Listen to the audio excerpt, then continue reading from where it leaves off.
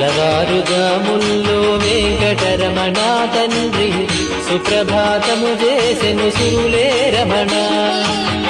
పంచామృతములతో వెంకటరమణ తండ్రి నిత్యాభిషేకములే నిత్యము రమణ.